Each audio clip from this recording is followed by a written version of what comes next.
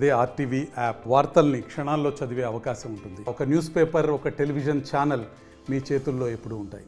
రాష్ట్ర వ్యాప్తంగా ఎక్కడ చూసినా రుణమాఫీపైయే చర్చ కొనసాగుతుందని చూడొచ్చు. అధికార ప్రతిపక్ష పార్టీల మధ్య కూడా మాటల యుద్ధం కొనసాగుతుంది. గతంలో ఎప్పుడూ లేనంత విధంగా కాంగ్రెస్ పార్టీ ఇచ్చినటువంటి మాట ప్రకారం రుణమాఫీ చేసి తీరినామని కాంగ్రెస్ చెప్తుంటే, ప్రతిపక్ష పార్టీ బీఆర్ఎస్ చెప్తున్నటువంటి మాట ప్రకారం రుణమాఫీ ఎవరికీ జరగలేదు, ఇది మోసమని కూడా బీఆర్ఎస్ ఆరోపిస్తున్నటువంటి పరిస్థితి. ఇక గ్రౌండ్ లెవెల్లో కూడా మనం చూడడం జరిగింది. గ్రౌండ్ లెవెల్లో ఇప్పటికే చూసినట్లయితే అన్ని వ్యవసాయ కార్యాలయాలు, ఏవో కార్యాలయాల్లో కూడా నోడల్ అధికారులని నియమించడం జరిగింది. వారంతా కూడా ఫిర్యాదులు తీసుకుంటున్నటువంటి పరిస్థితి కనిపిస్తుంది. అన్ని జిల్లాలో కూడా, మొత్తం తెలంగాణ వ్యాప్తంగా అన్ని జిల్లా కేంద్రాల్లోని, మండల కేంద్రాల్లో ఉన్నటువంటి ఏవో కార్యాలయాల్లో నోడల్ ఆఫీసర్లను నియమించడం జరిగింది. అదేవిధంగా బ్యాంకుల వద్ద కూడా అగ్రికల్చర్ అధికారులు అందుబాటులో ఉంటున్నటువంటి పరిస్థితి కనిపిస్తుంది.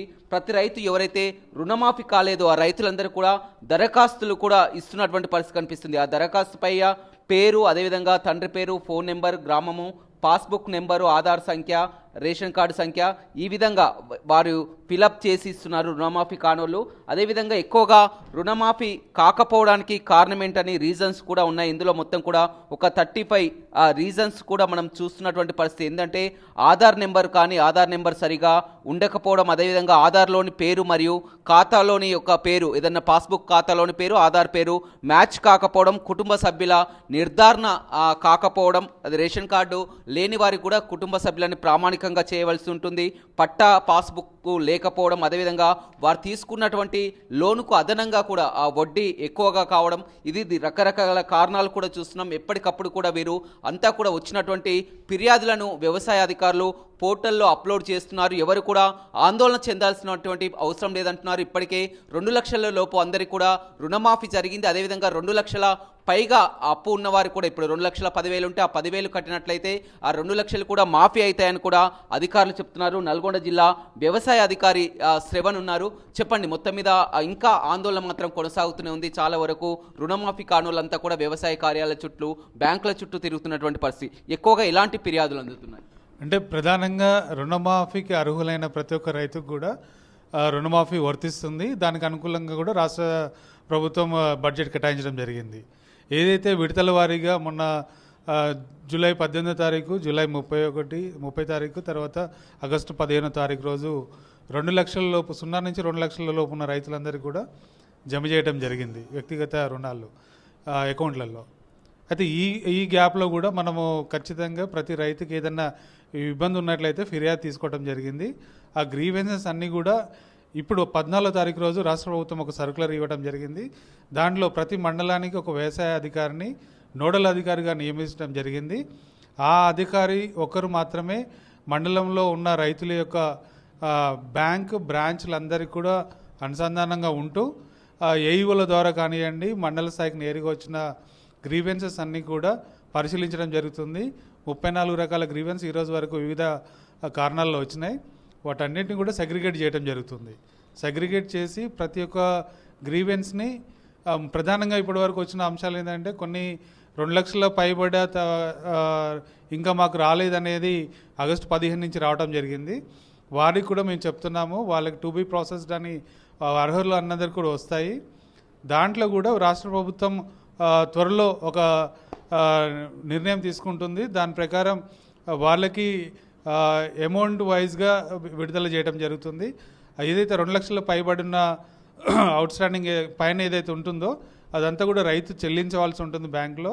కానీ ఆ రైతు ఎంతవరకు 2 లక్షల నుంచి 2,30,000, 2,60,000 అనేది ఒక క్రైటీరియా పెట్టుకొని లిస్టు వ్యవసాయ శాఖ నుంచి విడుదల చేయడం జరుగుతుంది. ఇప్పుడు మండల కార్యాలయాల్లో కూడా నోడల్ ఆఫీసర్ నియమించారు కదా, ఏ విధంగా ఉంది ఆ ప్రక్రియ?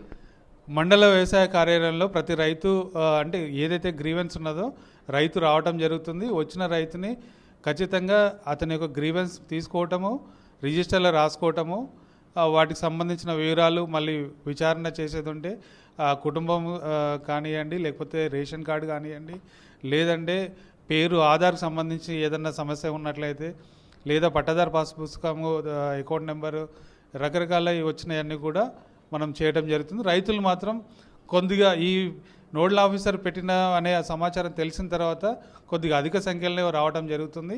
అందరికీ కూడా ఉదయం 10:30 నుంచి 5 గంటల వరకు ఖచ్చితంగా ప్రతి మండల కార్యాలయంలో వ్యవసాయ అధికారి అందుబాటులో ఉంటుంది. మొత్తం కూడా ఇప్పుడు 3 విడతల్లో కూడా రుణమాఫీ జరగడం జరిగింది. మొదటి విడత అప్పుడే చాలా వరకు కూడా మాఫీ జరగని వాళ్ళు కూడా చాలా వరకు అప్లై చేసుకున్నారు కొత్తగా. వారి కోరికన్నా కొత్తగా అప్లై చేసుకున్న వారికి మళ్ళీ రుణాలు వచ్చినటువంటి పరిస్థితి.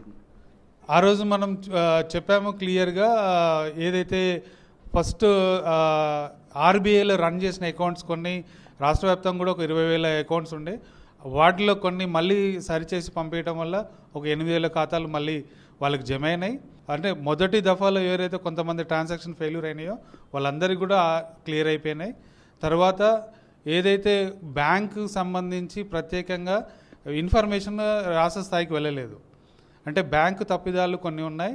అంటే ఆ బ్యాంకరు పంపించే క్రమంలో ఇండియన్ బ్యాంక్ కానీ, తర్వాత కెనరా బ్యాంక్ కానీ, యూబీఐ కానీ కొన్ని ప్రత్యేక పరిస్థితుల్లో వాళ్ళు అది పంపించలేకపోయినారు. వాటిని కూడా ఇప్పుడు గవర్నమెంట్ తీసుకోవడం జరుగుతుంది. వాళ్ళందరికీ కూడా ప్రభుత్వం విడుదల చేస్తానని కూడా తెలియజేయడం జరిగింది. అంటే ఎక్కువగా టెక్నికల్ సమస్య ఏమొస్తుంది రైతుల వద్ద ఇప్పుడు రుణమాఫీ కాకపోవడం?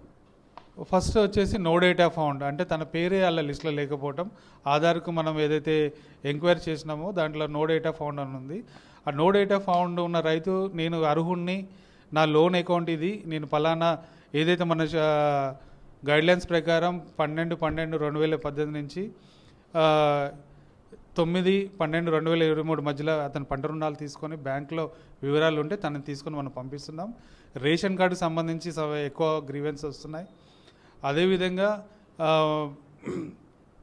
మిస్ మ్యాచ్ కూడా వచ్చినాయి, ఆధార్ మిస్ మ్యాచెస్ కూడా.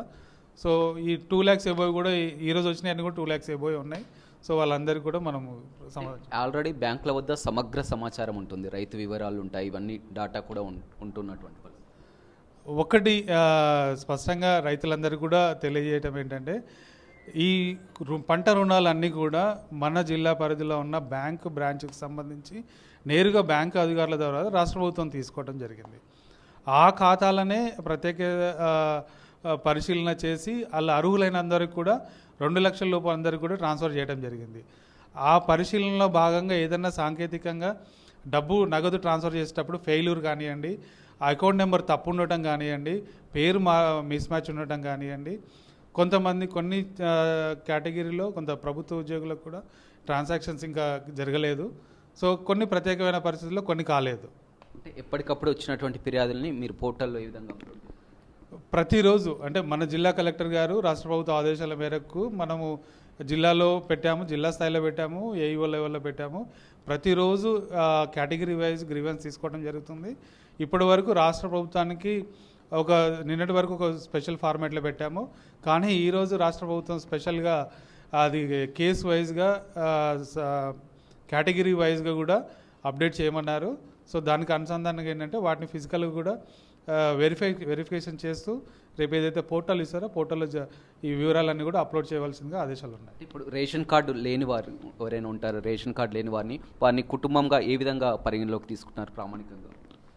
అంటే బేసికల్గా అంటే ఈ స్కీమే కుటుంబానికి 2 లక్షల రూపాయల వరకు రుణమాఫీ వర్తించడం జరుగుతుంది. కుటుంబం అని నిర్ధారించాల్సింది మనకి బేసికల్గా ఉండేది రేషన్ కార్డు. సమగ్ర కుటుంబ సర్వే కావచ్చు, ఏదైనా డీటెయిల్ తీసుకున్నా కూడా రేషన్ కార్డే పరిమాణం, అది మనం క్రైటీరియా తీసుకుంటాము. ఒకవేళ రేషన్ కార్డులో ఇబ్బంది ఉన్నట్లయితే లేకపోయినా వ్యవసాయ అధికారి సంబంధిత రైతు కుటుంబం ఇంటికి వెళ్ళి స్వయంగా వెళ్ళి, అంటే అది రైతు తెలియజేస్తారు, అంటే సెల్ఫ్ డిక్లరేషన్ లాగా తీసుకోవని ఇప్పుడు ఓరల్గా ఇన్స్ట్రక్షన్స్ ఉన్నాయి. భార్య భర్త పెళ్లి కాని పిల్లలు ఉన్నట్లయితే కుటుంబంలో that is called as a 1 family unit. So దాన్ని నిర్ధారించుకొని అది గవర్నమెంట్ తదుపరికి వచ్చే ఆదేశాల మేరకు అది సెల్ఫ్ డిక్లరేషనా అధికారి సర్టిఫికేషనా ఒక్కరు మాత్రమే నోడల్ అధికారికి ఇవ్వడం జరిగింది. వాళ్ళు సర్టిఫై చేసి as this farmer family is single unit, wife and husband and unmarried children, పెళ్లి కాని పిల్లలు భార్య భర్తలు అని నిర్ధారించేసి ఎలిజిబుల్ క్రైటీరియా కింద గవర్నమెంట్ పంపివని చెప్పడం జరిగింది. అది రేపు ప్రాసెస్ అయినాక సాఫ్ట్వేర్లో ఈ డాక్యుమెంట్స్ అన్ని అప్లోడ్ చేయడం జరుగుతుంది. 2 లక్షల పైగా రుణాలు తీసుకున్న వారంతా కూడా జమ చేస్తున్నారు, ఎలా ఉంది వాళ్ళ ప్రక్రియ? 2 లక్షల పైన ఉన్న రైతులందరూ కూడా ఒక విజ్ఞప్తి, ఫేజ్డ్ మేనర్గా ప్రభుత్వమే 2 లక్షలకు పైబడిన ఇప్పటి వరకు ఏదైతే 1 లక్ష వరకు 1 లక్ష నుంచి 1,50,000 వరకు 1,50,000 నుంచి 2 లక్షల వరకు ఏదైతే లిస్టు మేము వ్యవసాయ శాఖ నుంచి గ్రామాలలో ప్రతి రైతుకు తెలియజేయడం జరిగింది. మీకు రుణమాఫీ అయింది, ఈ లిస్టులో మీ పేరు ఉంది, దయచేసి చూసుకొని బ్యాంకుకు వెళ్ళి ఆ నగదు విత్డ్రా చేసుకోండి, రెన్యువల్ చేసుకోవాలని కూడా సైమల్టేనియస్గా మేము చేస్తూ వచ్చాం. జిల్లాలో 2 లక్షల పైబడే వాళ్ళకి కూడా లిస్ట్ మేము విడుదల చేయడం జరుగుతుంది.